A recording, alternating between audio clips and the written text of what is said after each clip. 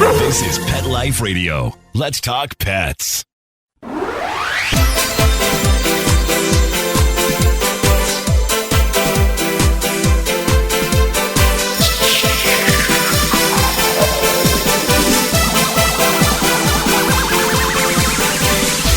Hello! You're listening to Animal Party on Pet Life Radio with me, Deb Wolfe. I'm back to talk to you about some of the dog behavior questions you've sent in. And there's actually one cat behavior question. I don't know if I'll get to that today, but we'll definitely get to the dog ones. And I did want to say one more thing about the royal family. I was talking about them on a previous show, and I forgot to mention Megan. Megan has a thing for Cocker Spaniels. And their Cocker Spaniel just passed. So I want to give my condolences to Megan and William for that. And I understand they're getting or got another puppy. So they are Cocker Spaniel people. As I talked about before, all of the royals have dogs, all of them. And as far as I can research, only one has a cat. And that is a distant cousin of the Queen. She has a cat, but everybody else has dogs, all kinds of dogs. Now, I know we all think of the royals as having corgis, right? Because that's what the Queen was famous for. And she used to have a whole slew of them. There's only one left now, a descendant of her original. And she bred a new breed of Dachshund Corgi crosses. But it's interesting that sometimes famous people like to have a dog associated with them because it gives them a certain image. So Winston Churchill had the bulldog, if you remember.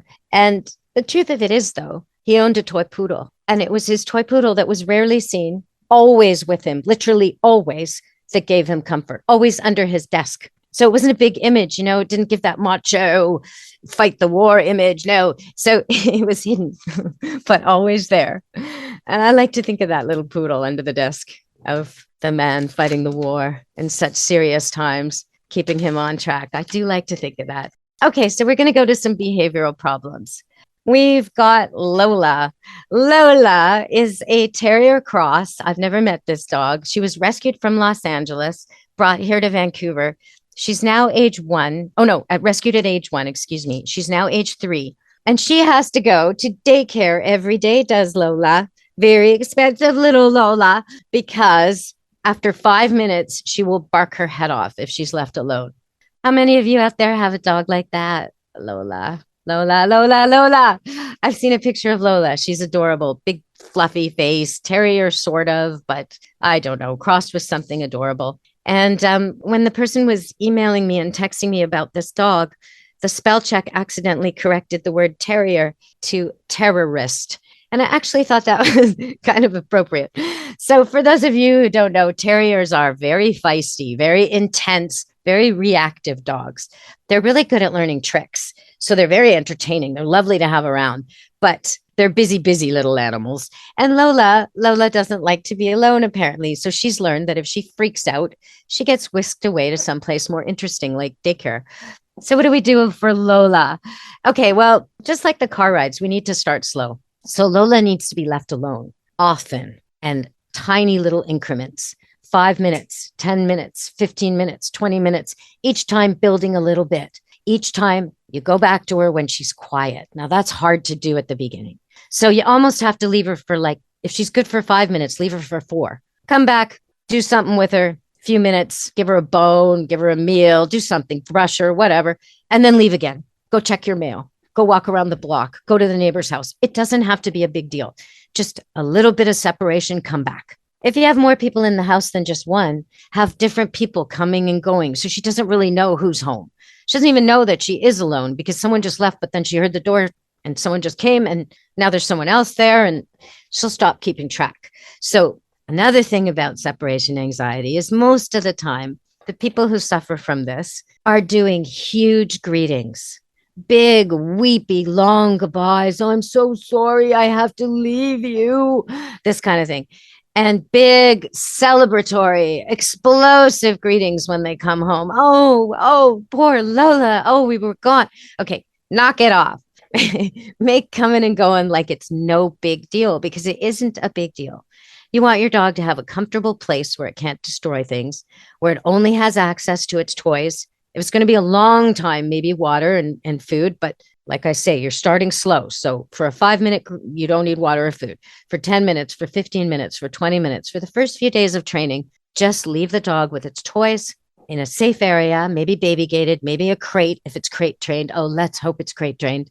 And and then just come back. Make it no big deal. Have talk radio or TV playing somewhere in the house so they hear voices. And like I say, make it so your dog just doesn't even care anymore. It's no big deal when you come and go and they can't keep track of it. And gradually go from 5 minutes to 10 minutes to 15 minutes to a half hour. If during that initial period you're having lots of success and there's one day where you just know you're going to be out too long, it's going to be like an 8-hour stretch or something, pay somebody to visit the dog, get a friend, do something like that so you don't set yourself all the way back. So the dog knows that even when it's going to be long, someone will come take it out. And for those long bits, you do need to leave some water. So that's what I would do with separation anxiety. Start right away. And if you're listening and you have a puppy and you think a cage is cruel, I would suggest that you should rethink that one.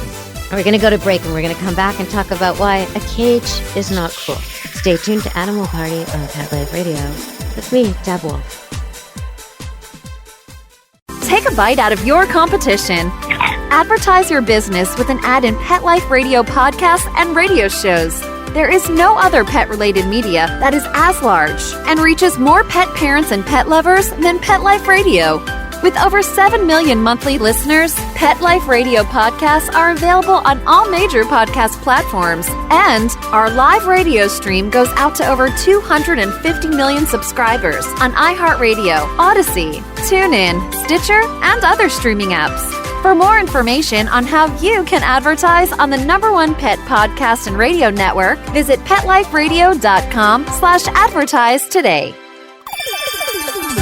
Let's Talk Pets on PetLifeRadio.com.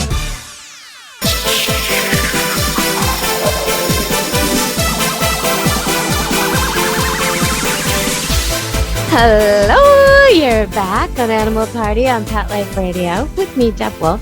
And cages are not cruel. Cages are not cruel because dogs like dens. They like dark places with one opening. They like to feel safe. They don't want to look at your overhead lighting all day. They don't want to be out in the middle of a crowded party with people they don't know, or kids pulling at them, or people stepping on them, or drunk people dropping stuff. They don't, or sharp things on the ground, or cigarette butts burning them, or all these sorts of things. If you're having a get together, a gathering, a party, your dog would love a place to go escape to if he needs it. He may not need it. He may be the life of the party. The party may be so polite and well-mannered that there's no threat to him at all. But on the other hand, if kids start popping balloons and running around like crazy and he's getting stepped on and he's only 8 pounds, he needs a crate to go to. And you're not doing him any harm by giving him a safe haven. So how we do that is we start with puppies, or even if you're listening now and you have a dog, you can start now. If you have a dog that doesn't know a crate, buy a big crate, bigger than what's required for his size. Open the door of it or remove the door and start giving him treats in there. Start hiding bones in there and toys in there, cuddle him in there, make his favorite blanket in there. Don't even put the door on for the first couple of weeks. Feed him all his meals in there. Now in a couple of weeks, put the door on, leave it open. After that goes well you see him hanging out in there all the time. You see him chewing his bone in there. He's playing with the squeakies in there. He likes it. Close the door for 10 minutes one time. Open it again. Repeat. Just make sure he's not barking or wailing to get the door open, that he's always quiet when you open that door, and he'll be kennel trained in no time. But why am I suggesting this so strongly? Because when there's an emergency, any kind of emergency, your dog is injured, or there's a fire or an earthquake, evacuation, you're flying, any kind of situation like that, a crate is a godsend, because you'll get to a shelter and they won't be accepting any more animals, but yours in a crate will be taken in. You'll get to some kind of shelter for humans where no dogs are allowed, like a hotel in an earthquake situation. And your dog will be allowed in because you have a crate in this no pets allowed hotel room.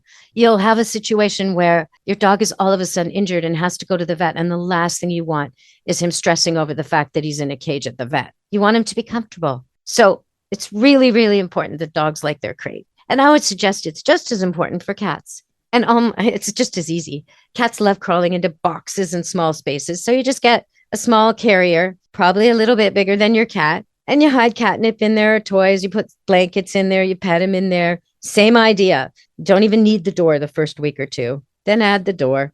Eventually, your cat will know it as its safe space. So if you do have to get in a car and drive and your cat hates the car, at least it's comfortable in its crate. So I really, really like these cages and crates, especially the ones that don't let the light in. I know for our human sensibility, we like the crates that are all open and you can see in them and you can see out. Well, dogs and cats don't really like that. They like to be secure in a dark, closed space. So if you did buy that open one and you're kind of thinking, uh-oh, what did I do? As long as your dog isn't a blanket chewer, just throw a big comforter over it. Now you've got a closed crate and he'll be much happier in there. Okay, so we covered crates and we covered Lola, the terrorist terrier. So here's another one. Another dog who was trained with a crate, but then they put the crate away when it was about 10 months old and never took it out again. And now the dog's about 5 or 6. And the people have moved a bunch of times. And also the kids left the house, so empty nesting. So the dog was used to another dog and younger people in their 20s living there. And now the dog is alone with one person in the house who works a lot and travels a lot. So the dog is pooping on the floor. And the dog is wailing when it's left alone. And the dog isn't always coming anymore when called. So we got a bunch of problems. And the dog is jumping up. Oh, my goodness. How are we going to cover all these problems today in one show? Well, we're going to try. If you have a dog who's jumping up or pooping on the floor or wails when alone or pulls on leash or lunges or any other problem, please go to Deb Wolfe Pet Expert on YouTube, where I not only talk about it, but I demonstrate with real live naughty dogs. And they show you how stubborn and difficult they are. You can find one that's kind of like yours and then see how I deal with it. There's a little bit of flexibility. Every dog learns. There's sort of different ways they learn. Like when I'm making a German Shepherd heel, I will allow the dog, every time it pulls out in front, I will allow it to circle me and go back to heel position because that's how they think and work. I won't do that with other dogs. They don't need that. So different dogs work differently. The Shelties and all the herding dogs, if you call them and walk toward them, they will not come because you're sending them the message that the direction we're going is that they're going the right direction. Continue.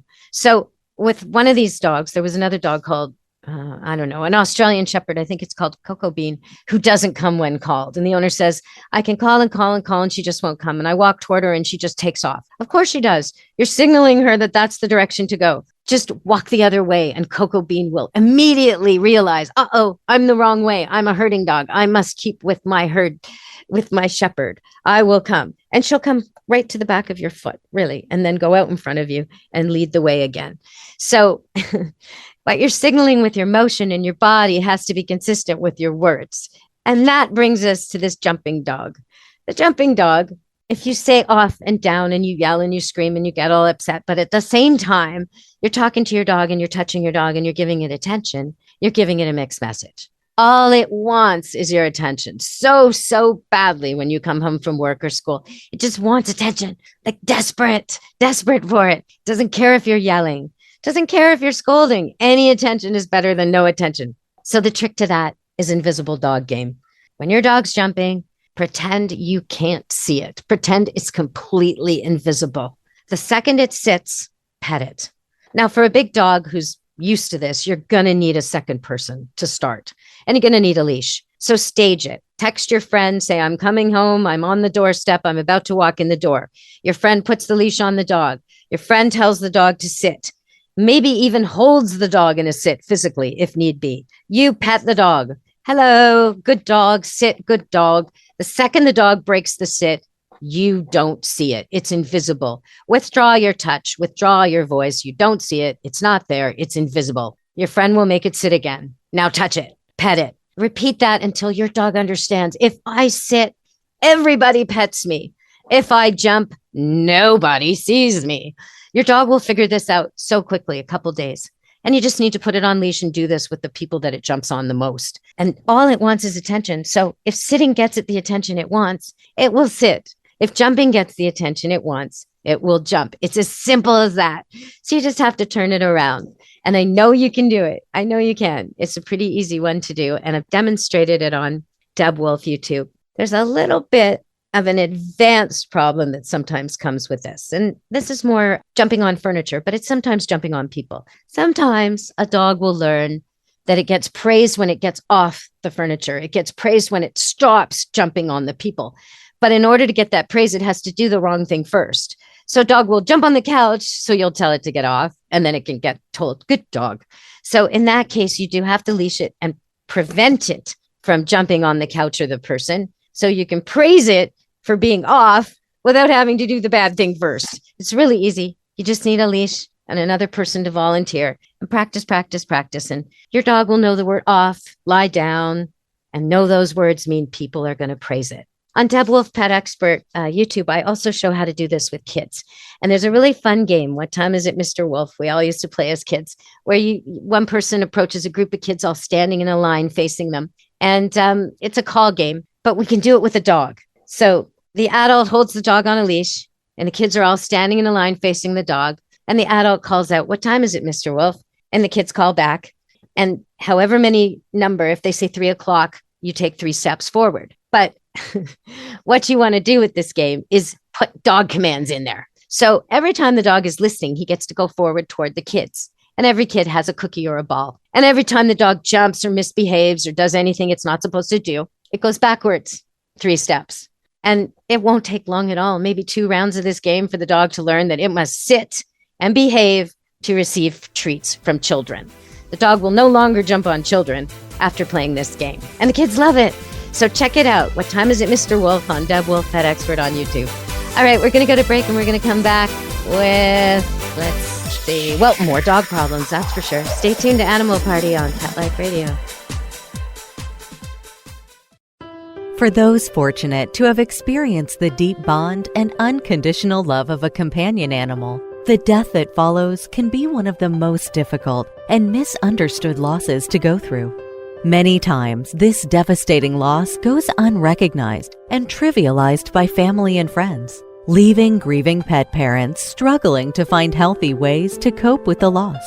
In And I Love You Still, a thoughtful guide and remembrance journal for healing the loss of a pet, Dr. Julianne Corbin calls attention to the difficulties unique to the loss of a beloved pet and provides an interactive and compassionate guide to help you process your loss and work towards coming to a place of peace and healing. For those interested in journal therapy and looking for a professionally written and compassionate resource to help understand and reconcile the grief associated with the loss of your pet, this book is for you. And I Love You Still, a thoughtful guide and remembrance journal by Julianne Corbin, is now available for purchase on Amazon and other major book retailers. Let's talk pets Let's talk pets on Pet Life Radio. Pet Life Radio. PetLifeRadio.com.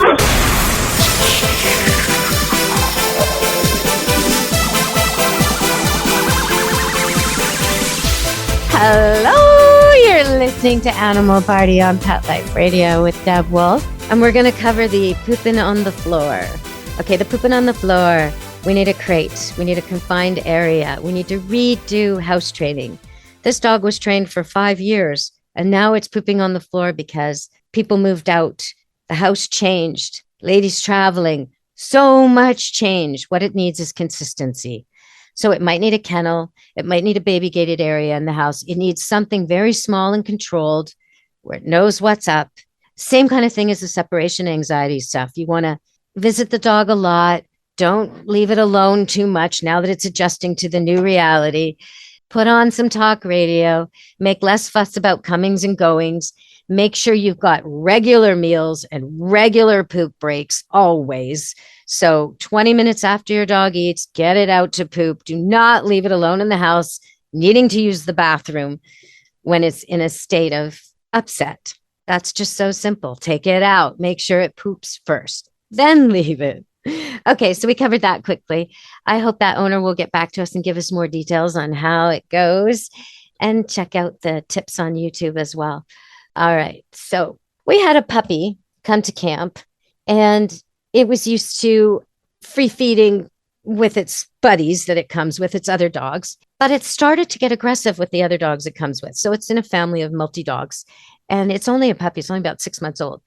And they used to just free feed, a bowl of food, 3 bowls, 3 dogs, no problem. Dogs would eat. But all of a sudden, this dog started to growl and snarl and try and take food away from the others. And normally I recommend that you feed dogs separately, either at different times or at the same time in a different place.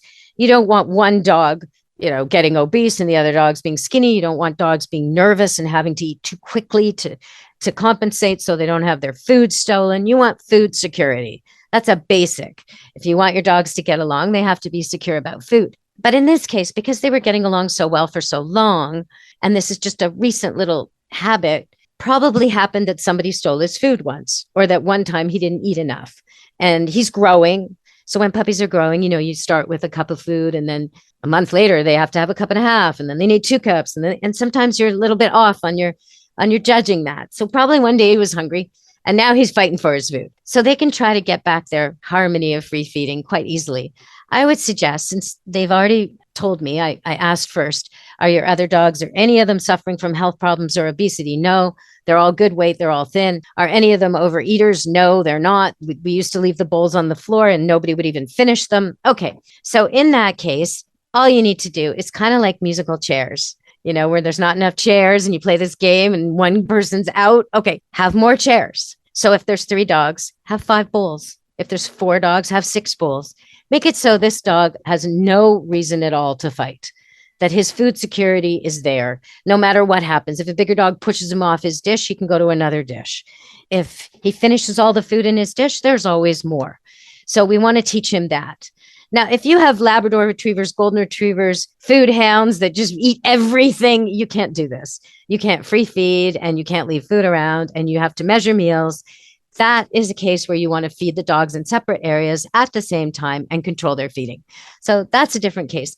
But oftentimes with poodles, I find they're really not very food motivated. In fact, you have to really trick them to eat, almost like cats. So in that case, they don't finish all their food and they don't tend to fight over food. And you're probably okay to have a shared environment. We've got Callie. Callie is 3. And she's unspayed and she panics in the car. But she also has a sensitive stomach and eats grass. This is all I know about her. I wish I knew more. So when you send me a pet question in the future, it's always good to tell me a little bit of background, how long you've owned the dog, what his puppy time was like, if it's spayed or neutered, that's good. What breed? I don't know if Callie is a toy breed or a giant breed from this description. So it's a little difficult to know. Now she's 3 and unspayed. So that makes me ask, why is that? Are you planning to breed her? If she has stomach issues and panics in the car, she would not be a dog I would ever breed because those things could be hereditary, the fear as well as stomach sensitivities. So I'm not sure why you're leaving her unspayed to breed. And oftentimes when a dog is spayed or neutered, it gains confidence dramatically. So, and that's partly because of its position in the pack. When a dog is intact, it draws a lot of heat from other dogs, a lot of unwanted attention. So once you spay or neuter it, it meshes with the pack and the world of dogs so much better. Cats too. It's just less of a desired target for aggression and sex. So I would say right away, if you're not going to breed her, spay her. Talk to your vet and figure out when you should spay her. As far as the sensitive stomach goes, you can do diet trials. The fact that she's eating grass is not the problem. I know the way the email reads, she seems to think the grass is causing the problem. Dogs and cats eat grass to try and purge things. So it's like a shot of fiber almost, and wheatgrass like humans eat. They're just trying to get rid of something that's bothering them. So it's not the grass that's bothering the dog. But you can do diet trials. It takes a long time to figure out what in a food is aggravating your dog, what the allergy or sensitivity is. So you might want to just do a dramatic switch. So if your dog is on something like, I don't know, a chicken and rice, you might want to just switch to a duck and potato food. So you're switching both the grain and the protein and the make. So you're probably switching the preservatives. See how that goes for a few weeks. And if that doesn't work, try something else. That's what I would suggest. You can also talk to your vet about that. They're really good at figuring out diet issues, but the stomach and the car could be connected. If your dog's afraid of the car and panics in the car and is going in the car a lot, it might be nervous and upset because of the car and eating grass to deal with that extra acid in the stomach. So all that could be related. in which case you got to follow my earlier advice. Lots of happy car trips. Figure out if your dog is car sick first. Treat it for nausea if it is. Lots of happy car trips to happy places over and over and over and over. And try and figure out what diet will work best for Callie through trial and error. All right, everybody. Well, that's been a big show. Lots of dog behavior problems. And I hope you'll get some help from my demonstrations with the adorable naughty dogs on Deb Wolfe Pet Expert on YouTube. And as always, you can check out our puppies at doodlepoodlepuppies.com. We have 2 litters right now, golden retrievers and golden doodles. And we also have some older puppies that are being trained, standard poodle puppies. They already know house training. They're working on come, sit, stay, heel, and they will make amazing dogs, amazing family dogs, smartest dogs in the dog world. Top 3, border collies, Dobermans, and standard poodles. But standard poodles do not have the hyperactivity of the border collie, and they do not have the guarding issues of the Doberman. They don't wake up each morning trying to decide who's the leader of the pack like the Doberman does. And they don't wake up each morning wondering where the sheep are like the border collie. They wake up each morning wondering how they can be the ideal member of your family.